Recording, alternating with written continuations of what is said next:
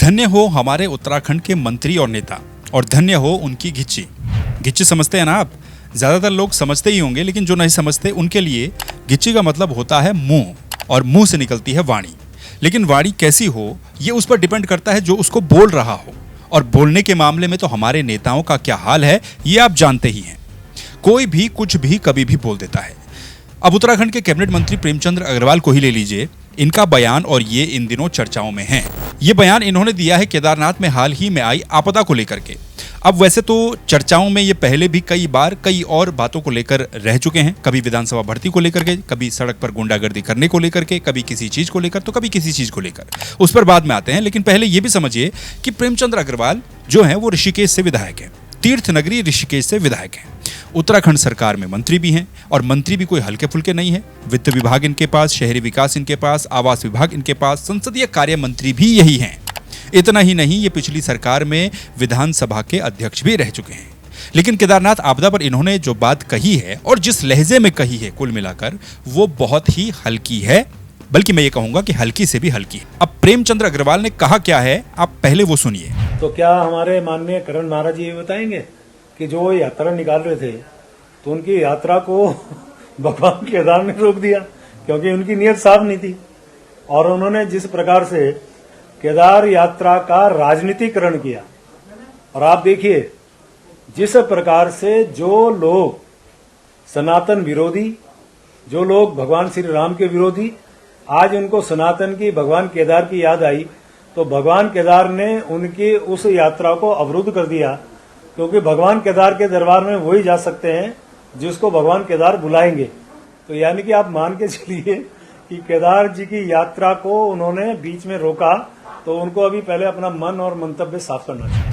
अरे भाई, मंत्री जी बहुत ही लाइट होकर बड़े ही आराम से हंसते हुए कह रहे हैं। क्या कह रहे हैं? कि कांग्रेस की केदारनाथ यात्रा को भगवान केदारनाथ ने रोक दिया। क्यों? क्योंकि कांग्रेस इसका राजनीतिकरण कर रही थी। और इनके कहने का मतलब ये भी है कि भगवान केदार ने कैसे इसे रोका, इस यात्रा को कैसे रोका, आपदा लाकर। हंसते हुए बड़े आराम से मंत्री जी इस बात को बोल गए। तो यानी कि आप मान के चलिए कि केदार जी की यात्रा को उन्होंने बीच में रोका, तो उनको अभी पहले अपना मन और मंतव्य साफ करना चाहिए। मेरे भाइयों, आप पहले तो ये बताइए कि केदारनाथ में आई आपदा क्या कोई हल्का मामला है? वहां पर 5 दिनों से रेस्क्यू चलता रहा, 15,000 लोगों को वहां से सुरक्षित रेस्क्यू करके निकाला गया। कुछ लोगों की जान भी चली गई, कुछ लोग लापता हैं, लोगों के काम धंधे बर्बाद हो गए, यात्रा पर रोक लग गई, यात्रा पूरी तरह से ठप हो गई। पैदल रास्ता ही करीब 29 जगहों पर टूटा हुआ है। सेना से लेकर के एनडीआरएफ, एसडीआरएफ, पुलिस प्रशासन, सभी लोग दिन रात एक करके वहां पर जुटे हुए हैं। और खुद आपके मुख्यमंत्री पुष्कर सिंह धामी भी 2 चक्कर वहां पर लगा चुके हैं। और प्रेमचंद अग्रवाल जी को यहां बस ये दिख रहा है कि कांग्रेस केदारनाथ प्रतिष्ठा रक्षा यात्रा निकाल रही थी और आपदा आई तो कांग्रेस की यात्रा रुक गई। लगता है वो खुश हैं। यार भाई, आप ही बताइए, चाहे वो बीजेपी वाला सपोर्टर ही क्यों ना हो, आप भी बताइए, क्या ये बयान कहीं से भी ठीक है? आपको लगता है कि प्रेमचंद अग्रवाल बड़े ही पते की बात बता रहे हैं? अरे पहले तो आप मंत्री थे, आप भी वहाँ पर जाते, निरीक्षण करते, लोगों का हालचाल जानते। आपको तो हमने बस टिहरी में देखा था, बूढ़ा केदार में, जहाँ पर आपदा आई थी। आप वहाँ पर गए थे, विधायक और डीएम के साथ वहाँ पर घूमे थे, उसके बाद वापस आ गए, और वापस आकर के आराम से सफ़ेद तौलिया लपेटी कुर्सी में बैठ करके बड़े आराम से कह रहे हैं, हंसते हुए कह रहे हैं कि केदार नहीं चाहते थे, बाबा केदार नहीं चाहते थे कि कांग्रेसी वहाँ पर पहुँचे और अवरुद्ध हो गया उनका रास्ता।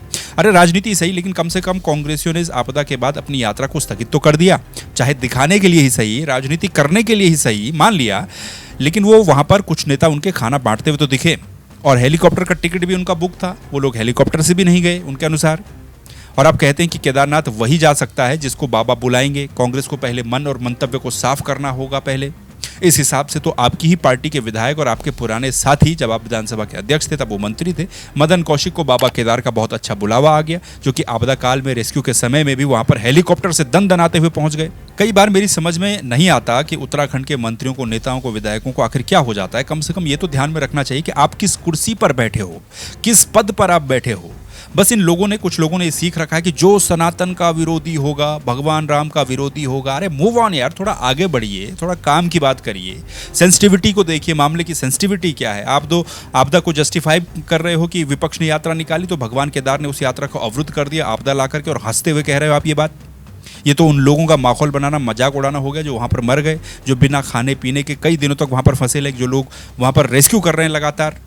अच्छा, ये वही मंत्री हैं जो पिछली सरकार में विधानसभा के अध्यक्ष थे। तब ये जब ये विधानसभा के अध्यक्ष थे तो विधानसभा सचिवालय में हुई 72 नियुक्तियों को लेकर के चर्चाओं में रहे, सुर्खियों में रहे। इनके अध्यक्ष रहते हुए ही वो नियुक्तियां हुई थी।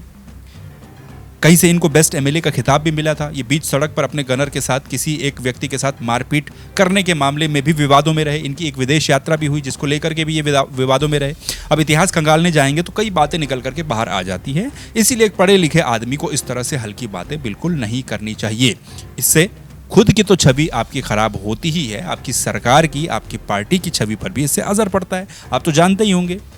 अब कुछ दिन पहले अल्मोड़ा के सांसद और केंद्रीय मंत्री अजय टम्टा को ही ले लीजिए। उन्हें संसद में पूछा क्या गया, वो बोल क्या रहे हैं, सवाल क्या था, जवाब क्या था, कुछ अत्ता न पत्ता। स्पीकर को ही बीच में टोकना पड़ा। स्पीकर ने ही कहा कि मंत्री जी आप बैठ जाइए आराम से। तो इस तरह की बातें होती ही क्यों हैं? ये समझ से परे हैं। पढ़े लिखे लोग हैं, बड़े पदों पर बैठे हैं, इतने एक्सपीरियंस लोग हैं, तो इन लोगों को कम से कम इस तरह की बयानबाजी नहीं करनी चाहिए। इस तरह के हल्के बयान नहीं देने चाहिए कम से कम। बाकी आपको क्या लगता है इस बयान को लेकर के कमेंट करके बताइएगा और इस चैनल को सब्सक्राइब कर दीजिए, वीडियो को लाइक कर दीजिए। फिर मुलाकात होगी किसी नए टॉपिक के साथ, किसी नए वीडियो के साथ। और उम्मीद करते हैं कि इस तरीके के बयान तो कम से कम ना आए। और थैंक यू वेरी मच। अपना ख्याल रखिए। नमस्कार।